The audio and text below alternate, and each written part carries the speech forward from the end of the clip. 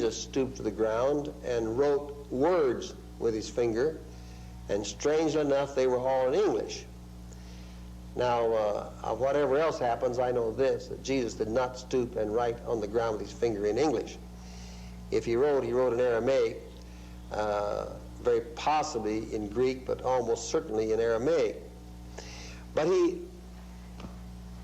as he's writing, they continue to ask him, what about it? She's guilty. We caught her. Moses said, stone her. Shall we stone her? And they pressed him. Jesus said, all right, let's do it. She's guilty. The woman did not say she was innocent. There was no question of guilt at all. There's no question what the law said. The law said stone her. And now he said, you accusers, carry out your law, stone her. One thing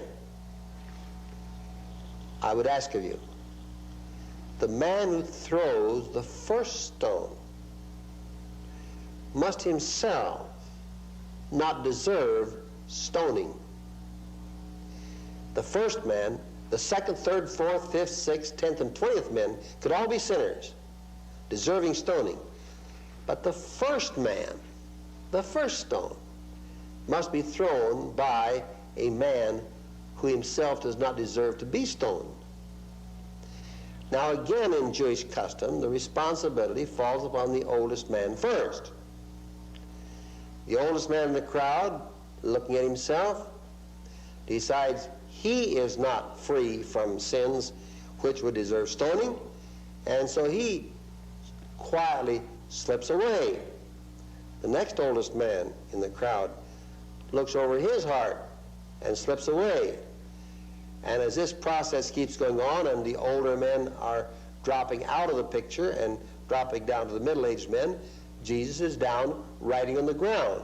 It may very well be that the film directors of King of Kings had the right idea, that he was writing with his finger adultery, fornication, and other similar words on the ground. But in Aramaic, we do not know. It doesn't say. The fact that he wrote would indicate that he was able to write. We know that Jesus was literate. He was not illiterate. He read the scriptures in the synagogue when he stood up in Nazareth, and he knew the scriptures well. After a while, Jesus looks up. We're going to find what happens now in the next verses, if you will read.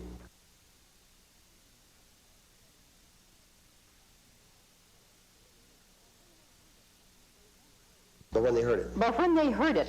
They went away one by one, beginning with the oldest. And Jesus was left alone with the woman standing before him.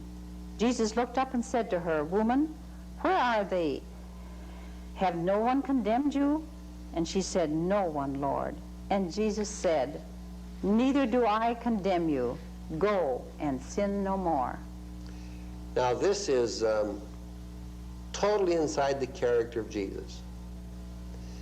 He had a marvelous way of answering questions with questions, and of agreeing with the person in such a way that you couldn't handle him. And here's a woman they wanted to stone, not to get rid of the woman, and not to justify the law, but to make Jesus responsible for her death, or, in the alternative, for breaking the law of Moses. The way Jesus handled it, the woman is not stoned, and the law of Moses is not broken. He said, carry out the law. And anybody who himself is innocent of the law, carry it out.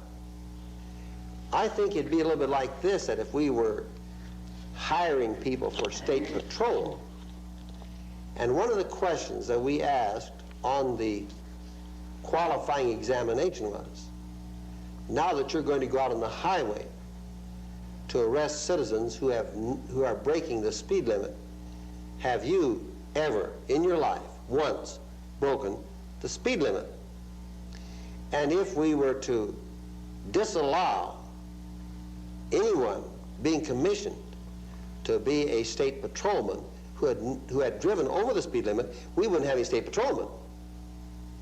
The patrolmen themselves, in their private lives, before they're patrolmen, they have broken the law. And Jesus is saying here, he that is without sin, let him cast the first stone. And they eliminate themselves. And then Jesus said, did no one condemn you? Not a one threw a stone, not a stone. He said, neither will I. I will not throw a stone either. But he went on. He said, quit the sin business. Quit the sin business. Go thy way, and let me not hear that you did it again. I think that if we take the total story, there'll be no encouragement to adultery and no lowering of standards, because Jesus did not give her authority, nor the right, nor approval to continue in adultery. In fact, he told her to quit it. In fact, the word sin no more would include other forms of sinning beside adultery. The woman, now being forgiven of God, is to get out of the sin business. And every other person who's experienced the forgiveness of God is to get out of the sin business. Go thy way. You're forgiven, but sin no more. Now we trust that you've taken your notes and you're now ready to take our TV Bible exam, which is coming right up.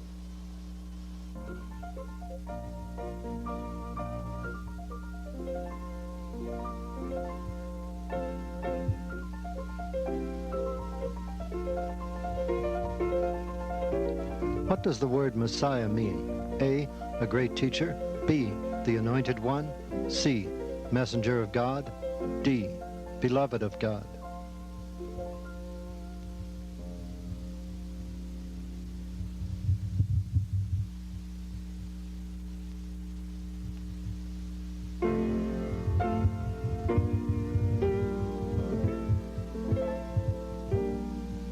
Messiah means B, the anointed one.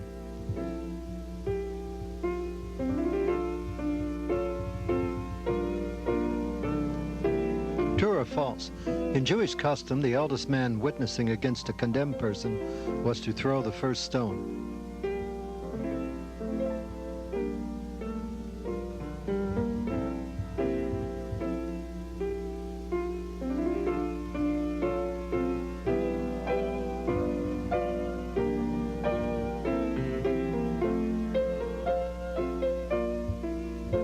True.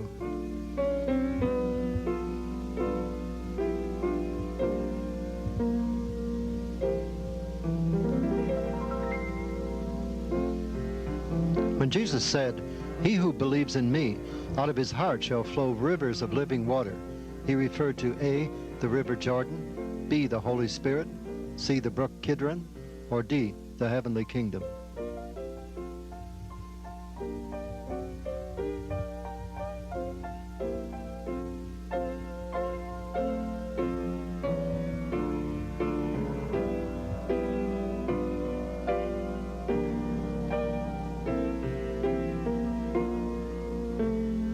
The answer B, the Holy Spirit.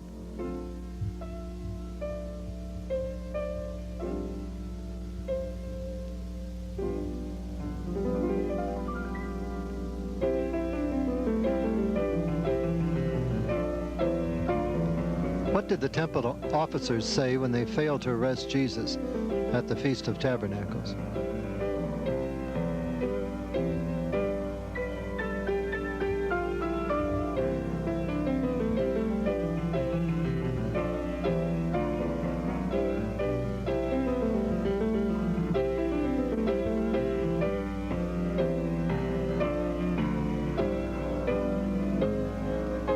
They said, "No man ever spoke like this man."